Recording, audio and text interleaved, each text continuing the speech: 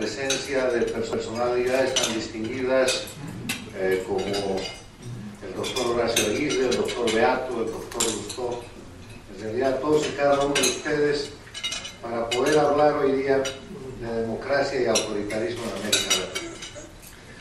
Permítanme empezar haciendo un repaso, una observación de la realidad objetiva de nuestra América Latina. América Latina que después de las dictaduras de los 70 se convierte a la democracia por uno de los paradigmas de la política exterior norteamericana y por necesidad propia. Parecería que en este inicio del siglo XXI es un hemisferio, es una zona geográfica en la cual la democracia es la regla absoluta. Si nosotros miramos México, vamos por Centroamérica, lo primero que encontramos en el Caribe es un gobierno de corte totalitario, que es Cuba. Si seguimos avanzando, encontramos problemas en Nicaragua, que están en el periódico de todos los días, en estos días haciendo noticia. Pasamos por Venezuela y encontramos allá un gobernante que lleva más de 11 años en un ámbito no precisamente democrático. Seguimos bajando y vemos el Ecuador, después vemos Bolivia, vemos la Argentina. Vemos países que no están llevando su sistema, su política, su régimen político en los parámetros de lo que conocemos y aceptamos como democracia. De eso se trata esta charla. Se trata de ver cómo en América Latina hay regímenes democráticos y hay regímenes que no son democráticos, y los vamos a poner en el marco de lo que es el autoritarismo y mostrar que la diferencia entre unos y otros es la libertad y la no libertad.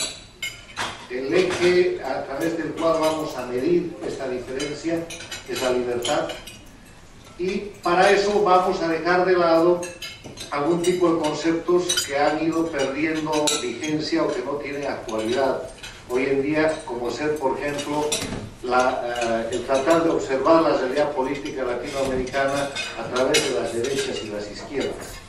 No es que no existan derechas o izquierdas, es que este tipo de valoración no es importante en este tiempo en el cual el ser de derecha o ser de izquierda, si no se es primero demócrata, no es ningún aporte a lo que es la realidad política de nuestro hemisferio.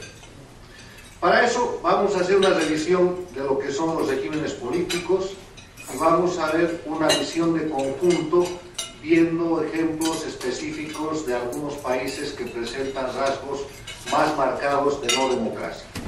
Permítaseme tocar muy brevemente un pequeño marco de teoría para decir que la democracia tiene un sinfín de definiciones, pero yo me quedo con una que ha sido aportada por el doctor Guillermo Lustó aquí presente, que señala que la democracia es nada más la posibilidad de cambiar el gobierno a través de las urnas.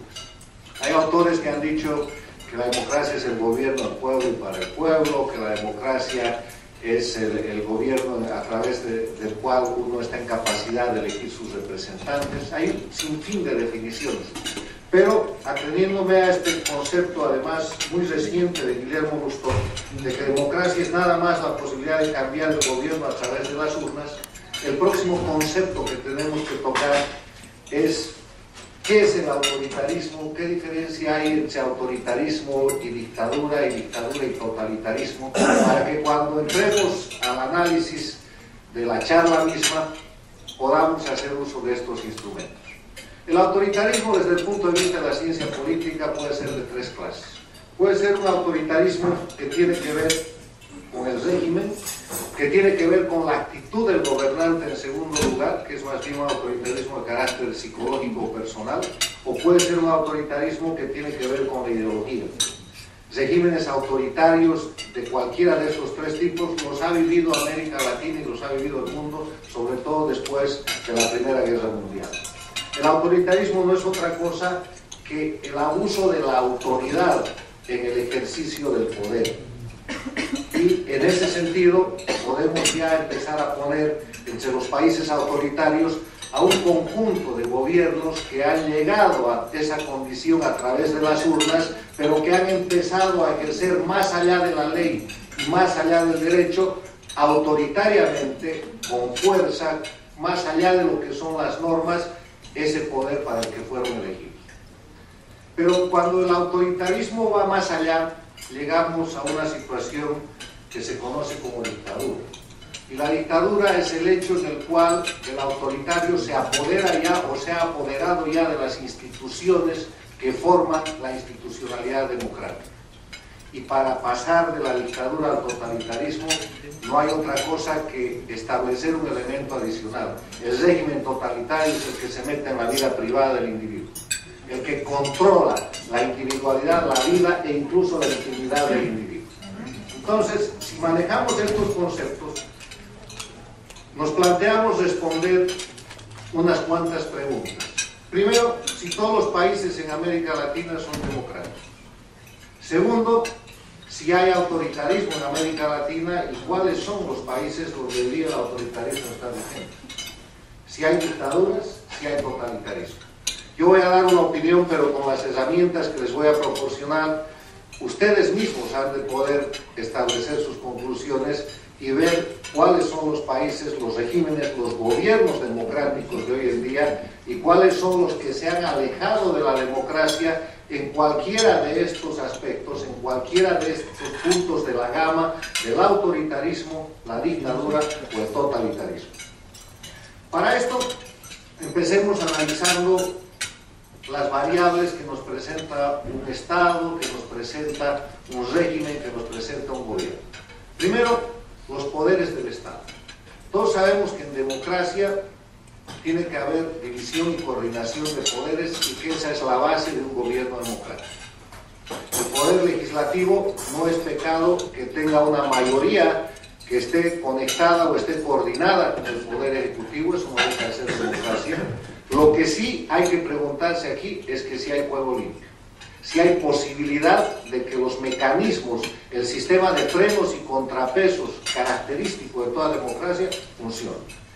Si eso sucede, estamos en el marco de un proceso democrático, de un régimen democrático y de un gobierno democrático. Ejemplo de aquello, voy a arriesgarme, nada más para provocar a esta distinguida audiencia, a decir que, por ejemplo, el Brasil, siendo un gobierno considerado de izquierda, es un régimen absolutamente democrático porque esta situación así funciona. Chile, un gobierno socialista con un régimen absolutamente democrático. Sin embargo, en la otra mano,